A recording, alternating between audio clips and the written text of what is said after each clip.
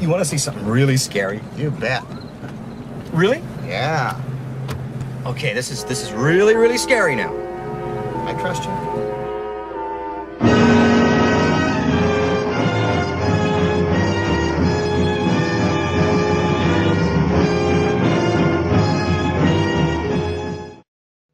Hello, internet fans. It's your old pal Rottin Roger DeMarco here from RepulsiveReviews.com.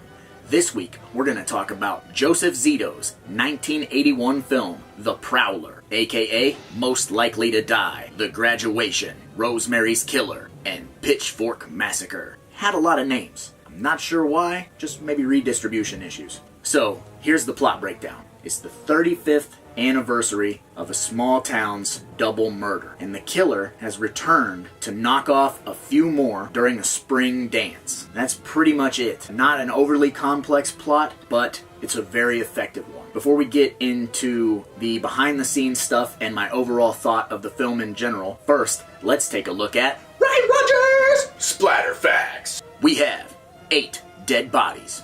We have 2 titties. We have shower murder. We have pool murder. We have 1 rockin' dance. And we have 1 boot to the face. The methods of death include, but are not limited to, pitchforking, head stabbing, shotgun, throat slitting, and good old-fashioned neck stabbing. My overall thoughts of this film, I happen to think that this is one of the better slasher films from that 80s craze. There's a handful of them that really stand out, and this one is the upper echelon of these splatter films. Tom Savini does the effects, and he's been quoted saying that this is his best work. The effects are effective, very memorable. Despite it being called a splatter film, or a slasher film with splatter, the gore is actually not as crazy as it started being in the mid-80s. Like from around 84 to 89, the gore got insanely over the top, and this has sort of a minimalist approach to it, but is still extremely visceral and effective. That's one of the things that stands out in this movie. It's very similar to My Bloody Valentine, being as the plot centers around the town trying to get past something, having a dance or having a party. The killer does not want that change to happen. The killer wants the town to remember that it's afraid. And this movie actually landed Joe Zito the directing job for Friday the 13th Part 4. He did such a good job on this movie that when they were making Friday the 13th Part 4, they were like, hey, what about that dude that did The Prowler? He's badass. You can kind of see a similarity between The Prowler and Friday the 13th Part 4, being as these characters are not just cookie cutter characters. There's actually a little bit of depth involved. So you genuinely don't want them to die. They're nice people. They seem to have arcs. Even in the small amount of dialogue that they have, you might really relate with someone or you might not relate with them at all. It's a nice change of pace from just being like, he's the jock, she's the slut, he's the nerd. Characters are all very well fleshed out for just this small amount of time that they have on screen. And another thing that sets this movie apart from an average slasher is, I forget the algorithm exactly, but there's something like, in the later years of slashers, it was something like every 7 minutes there should be like a pair of breasts, and every 15 minutes there should be a kill, or less. And in this movie, we go nearly 25 to 30 minutes between murders until the final act of the film, where people start getting bumped off systematically. The tone of this movie is very different from a regular splatter film. It feels like it was made with a little bit more care, a little bit more respect for the subject matter. It does not seem like it was made as a cash grab. It feels like the production wholeheartedly believed in the product that they were pushing out. They weren't just picking a holiday and having a murder happen. This is a very memorable film. And it sort of goes with that classic morality tale that was with the early slashers. If you're kind of a promiscuous person, or you're the kids that are sneaking alcohol into the dance, fooling around when you shouldn't be fooling around, you're gonna get bumped off. That theme is very evident, but it's not just crammed down your throat. This is like the only movie that I've ever seen that takes place at a dance where the fucking music is actually rad. I really like the music in this movie.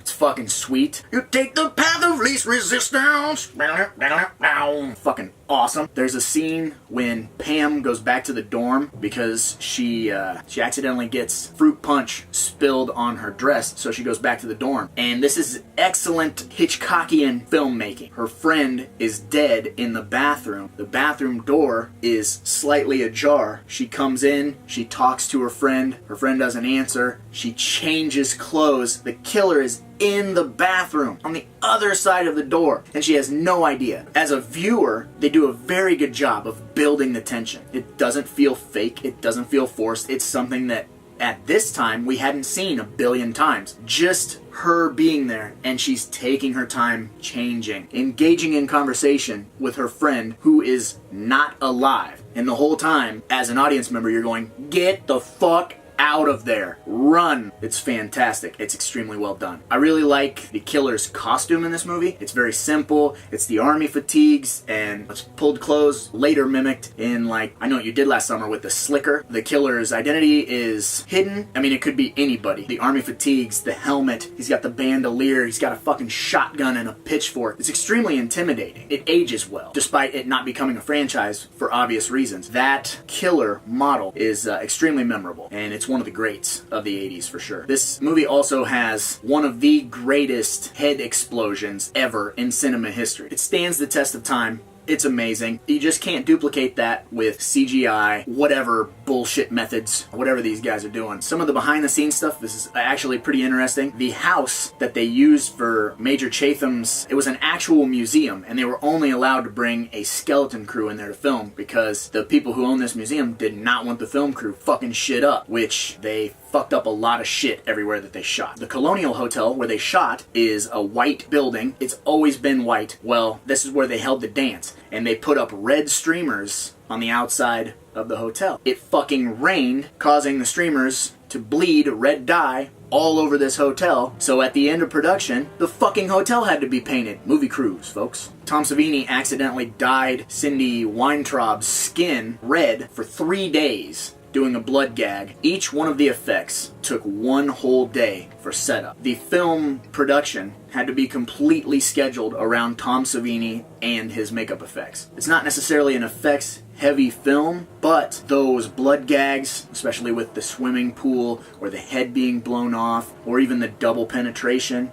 stuff like that is going to require an entire day of setup, figuring out what angles are best, and hopefully not destroying anything in the process, because if you do, you are fucked and you have to do all of this over again. I think it's kind of strange in this movie that they are supposed to be graduating college because they're in a dorm room, but I have a hard time distinguishing how old they are. I'm 31 years old. They all sort of have this weird competition. They're like in love with this sheriff's deputy who looks like a skeleton with hair. He's a really weird looking dude, and they all pine over this dude. How old are you? You 22?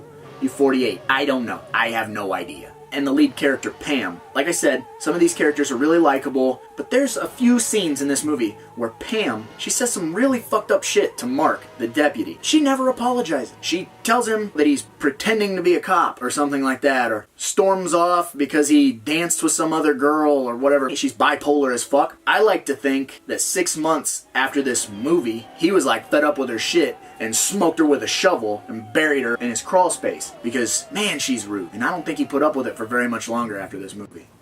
You tell me if you think I'm wrong. I think really the only moment of levity that this film has is the hotel worker who answers the phone when Mark is looking to get a hold of the sheriff, so he calls this hotel where the sheriff is supposed to be staying. It's the only scene that has any type of lightheartedness to it, and it plays extremely straight. Absolutely hilarious. So, yeah, in my opinion, this movie is so much better than even I used to give it credit for. I used to just throw this movie on as kind of a background movie. I've probably seen it 20 times. Recently, I sat down, watched it again. It's so well done. It's incredible. So now that I'm older, I'm finally giving it the respect it deserves. Personally, I would give it 4 out of 5 blood drops because it's just that damn good. This is just a very well done, way better than the average horror film.